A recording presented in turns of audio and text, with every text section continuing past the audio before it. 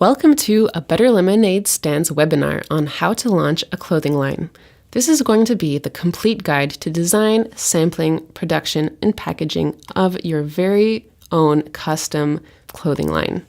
A little bit about us. A Better Lemonade Stand helps budding entrepreneurs take the leap and start their e-commerce businesses. You'll find all the resources you need to launch your online store, from guides to tools to recommendations and even training resources. I'm your host, Julia. I myself am a Shopify store owner of a small clothing brand. I was part of Printful's founding team, and I know this process inside and out. I'm very excited to be taking you through this process today. So this is our table of contents, and as you can see, we'll be covering a lot, from defining your product to how you'll sell it, how you'll make it, and then finally how you'll market it. But before we move on, let's start with why. Why would you want to start your own clothing line? There could be different reasons. One could be the artistic vision, that you feel this urge to turn your artistic vision into a reality by creating something that's 100% in tune with what you've always wanted. It might be from a brand development perspective, that you want to develop yourself or your brand and turn yourself into an industry leader by demonstrating a style or aesthetic. Or you might just be a business person looking for an additional source of income. This is a great format of income diversification, and it's a creative entrepreneur's best friend. So first we'll have to choose what to sell in the first place. There are a variety of options, and you can see here some of the formats of clothing that we would suggest starting with. Maybe short sleeve t-shirts, long sleeved shirts, hoodies, pants or leggings, dresses, or underthings. And then you have to choose your business model, and this is a very important step. There are 3 kinds of business models that we will discuss today. Each one of them has varying levels of difficulty, costs, and amount of time and energy that you need to put in to make them happen.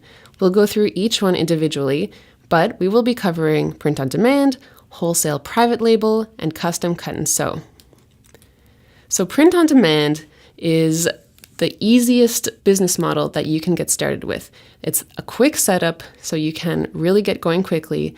There are no minimum orders, so it's also the cheapest to get going with. You have unlimited colors because you'll most likely be using a direct to garment printing option, and also you have a choice of diverse products. So again, we're looking at very low costs, maximum $500. You can get started in days and very low time and energy input. The cons to print on demand would be that you're limited from a customization perspective, and also because you're printing one-off with no minimums, then you will also be facing lower profit margins. But how does print on demand work in the first place? So it starts with your store, your online store, where an order is made by a customer, and that order is sent to your dropshipper. The dropshipper then receives that order, fulfills it, they print it, and they pack it, and they send it out to your customer. Your customer receives the order with your branding on it, so it looks like you sent it directly. We suggest using Printful and Shopify in combination. They work really well together, and they have integrations that are easily set up. Next, we have wholesale and private label. Now here again, it's very easy to set up, but it's more of a medium time and energy input. So here it involves buying blank garments upfront and then customizing them. So you have increased margins, you have custom labels, you're also getting volume discounts because you're buying a larger sum at the same time.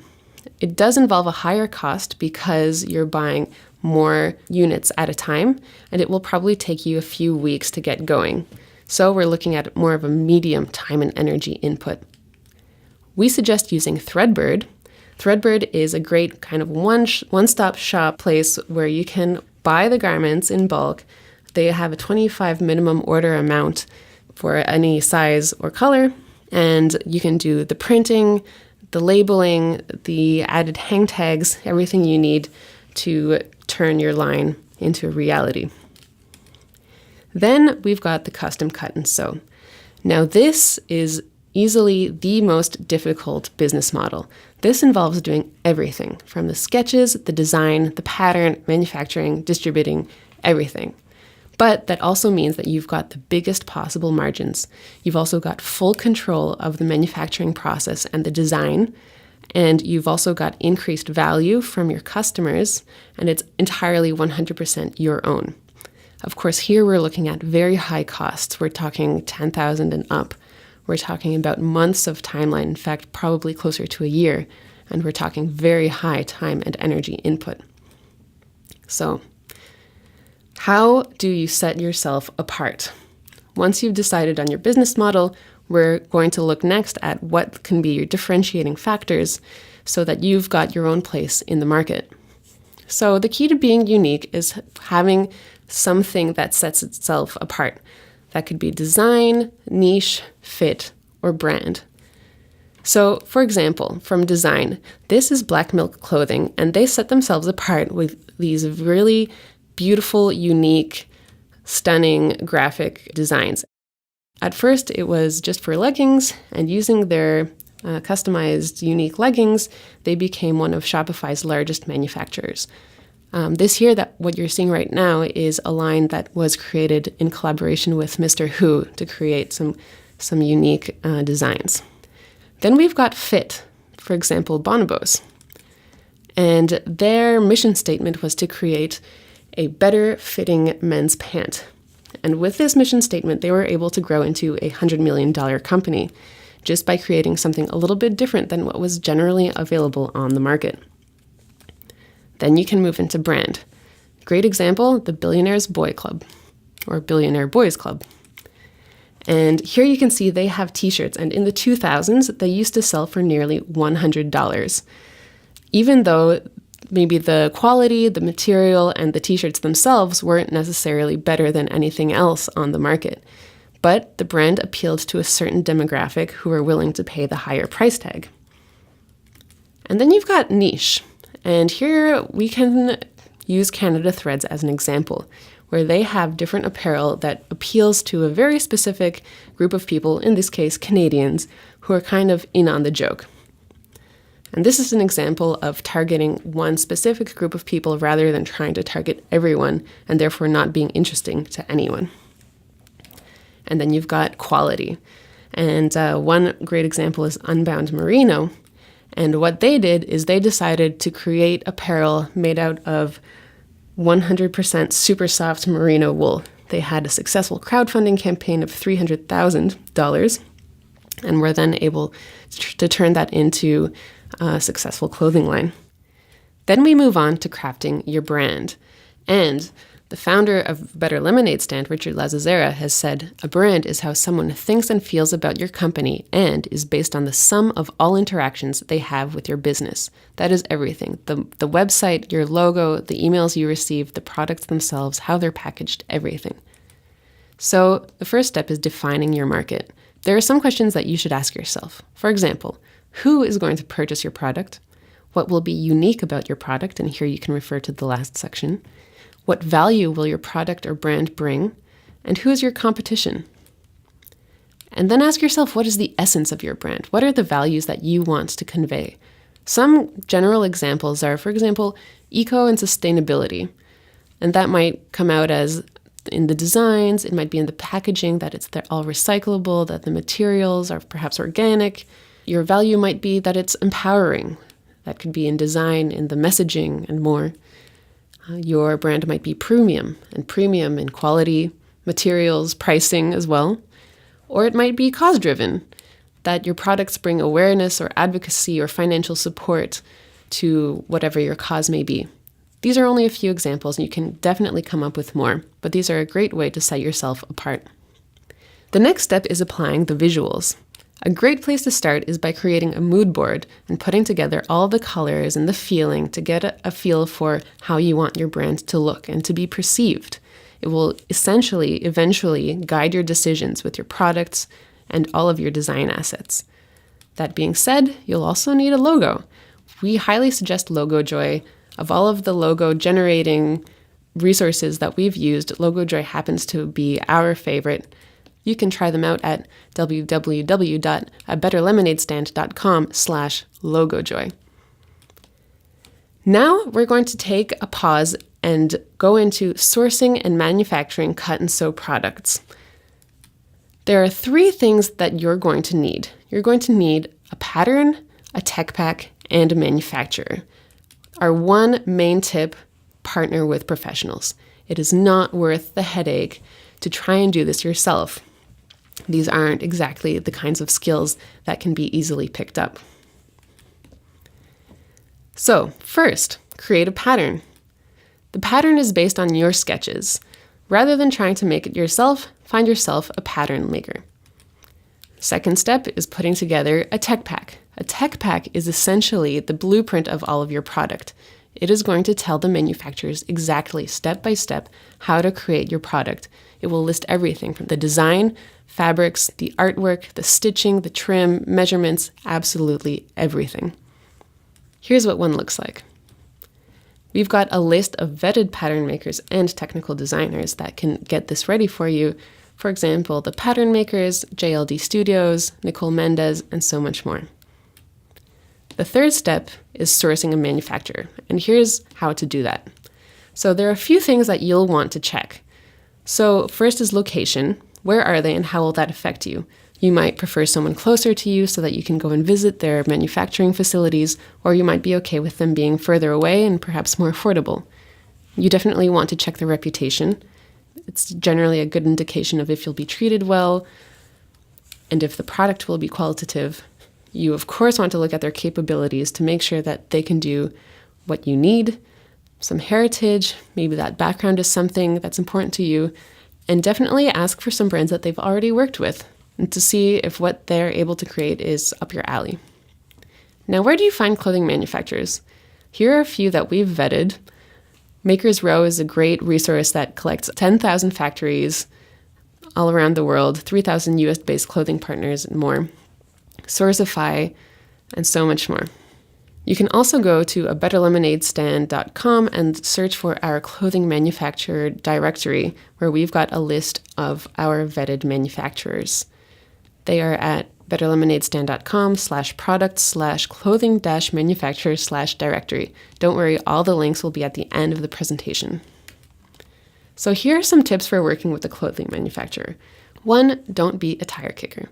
Make sure that if you get in touch, you really mean business. You don't want to waste anyone's time, and people don't want to work with you if you're wasting theirs.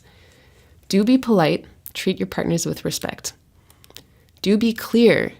Be very upfront about the services you require, your timeline, and especially your budget. Do follow up. Up to 3 follow-ups sometimes are necessary to demonstrate that you're eager and serious about this project. And don't give too much info off the bat. Introduce your company, services you require, products you want to create. Everything else can be discussed later. So how do you screen potential factories? So step 1 is communication. How do they prefer to get in touch? Is that email, phone, in person? Do they respond? Ask for some references. If they can't provide a happy customer, then that's really a red flag that you should be considering. Ask for samples. Judge the quality of the work. You'll at least need 1 sample to make sure that you're getting what you've designed. And ask for any extra fees. Ask about sample fees, service fees, or anything that would constitute extra charge. Understand their availability to make sure that your timeline meshes with theirs, and always order samples. So check the quality of the samples, uncover any technical changes that have to be made, and make necessary changes to patterns and materials. One example, this is the Genesee wallet. They had their logo with each letter individually placed. After receiving several samples, they realized that those letters were being put on not always straight. So what they ended up doing was they changed out the individual letters for a little panel that has the logo on top of it. That way, avoiding that problem altogether. Then you move into full-scale production. Your main job is to stay on top of deadlines and be available for any questions that may arise. Next is pricing your product. Tip for you, make sure that you know your budget for product development and production before contacting manufacturers. There are different costs to consider. There's the price of development, sample prices, material expenses, transportation, costs of labor, shipping, packaging, and costs of production. And these should all be covered within your product and price. Then we move on to branding your product. There are different ways to brand your product. One is with shipping boxes. This is the first point of contact that your customer has with the physical product themselves. Where can you find custom shipping boxes? Well, there are a ton of resources online. Here are just a few. There are poly mailers, which can also be branded individually. These are certainly more cost efficient than the boxes, but they're also more flimsy. So if you have something that is breakable, then you maybe wouldn't want to put it in the poly mailers.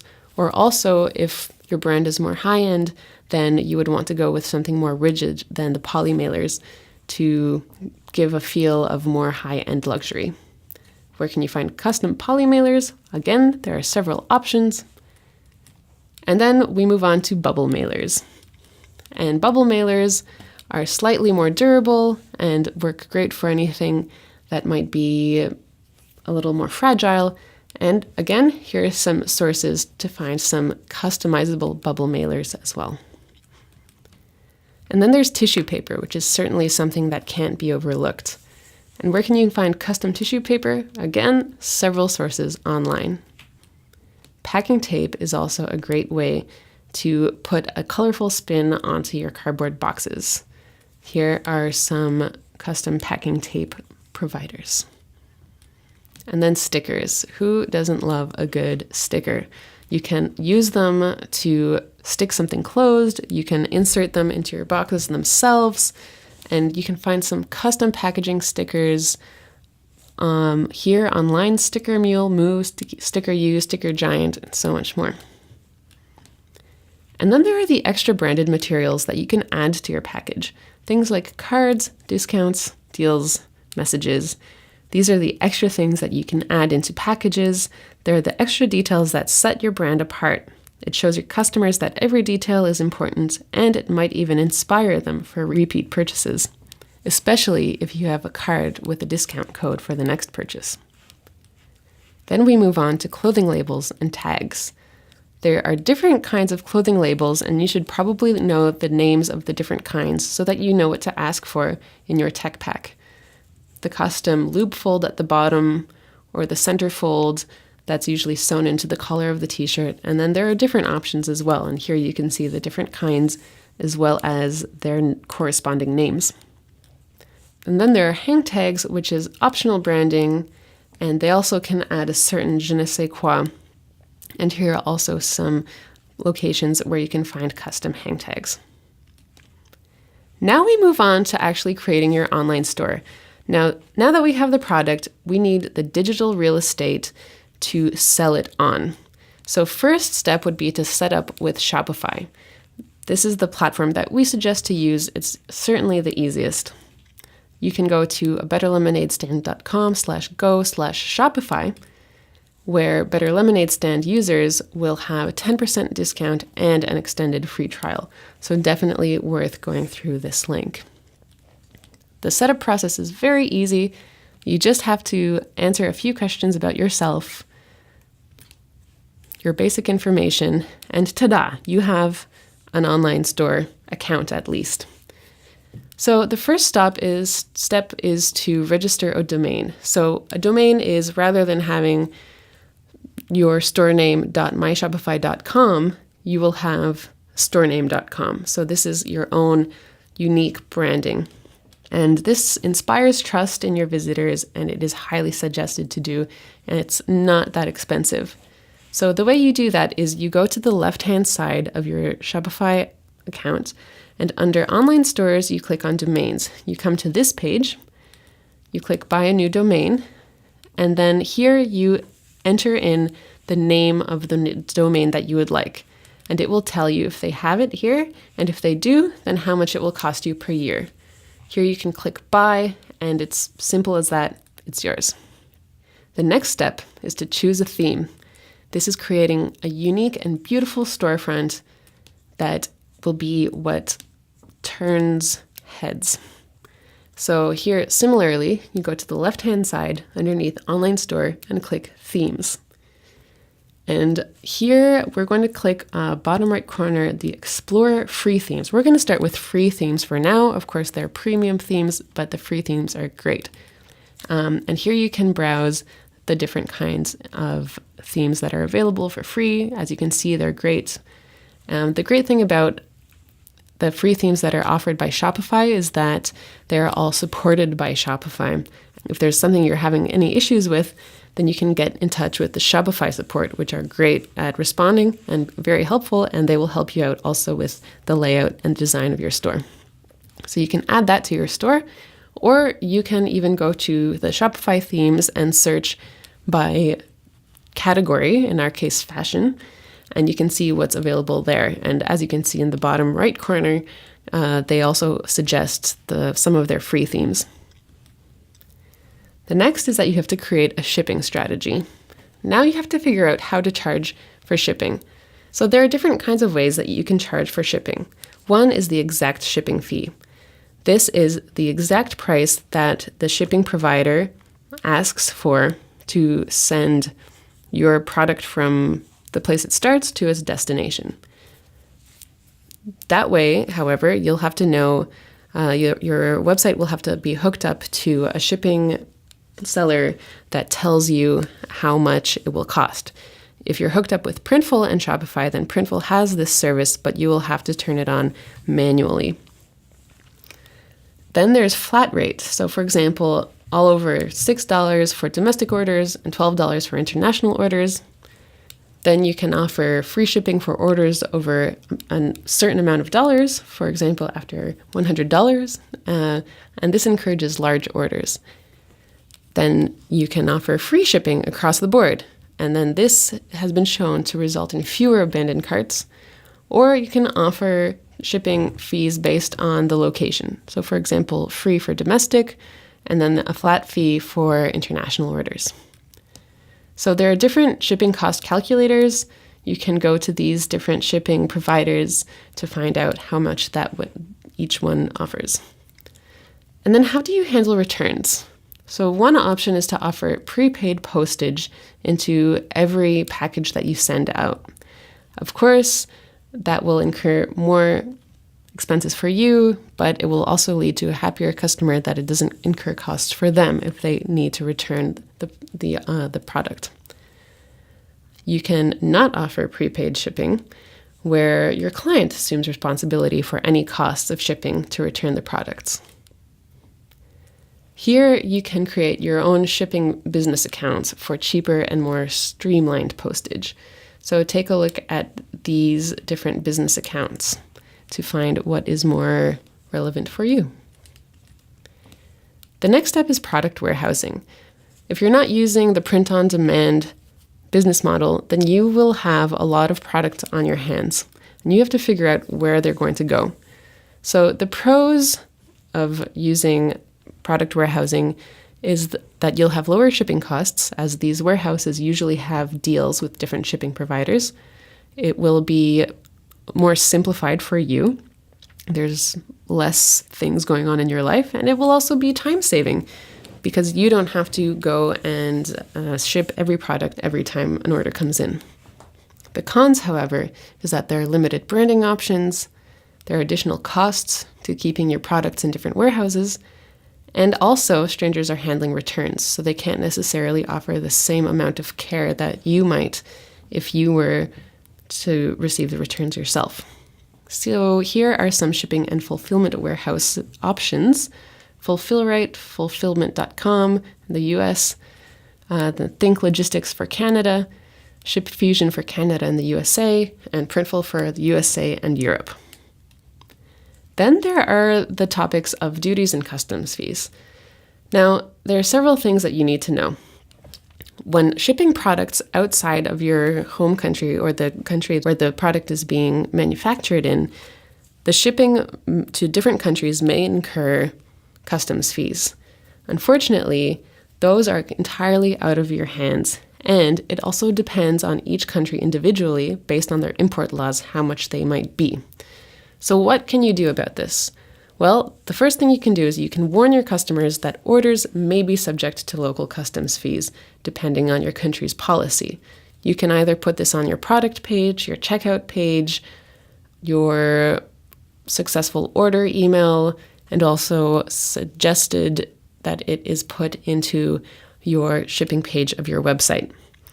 You can get to know local customs laws if you want to get ahead above. We've listed some of the main options here. And you can find out more about shipping strategy by going to abetterlemonadestand.com/shipping-strategy.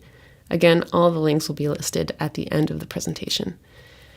And here you go. You've made it. We've made it to the end of this webinar. So let's recap a little bit about what we've learned. So we've learned what to sell. We've been able to choose the product in a great niche. We chose a business model, whether it was print on demand, wholesale or private label, or custom cut and sew. We learned how to set ourselves apart, craft a brand. We learned how to find a manufacturer and screen them.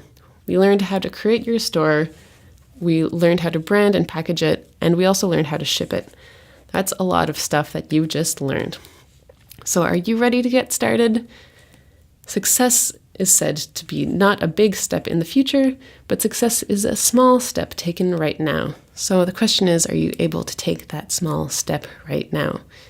Here is a list of our resources.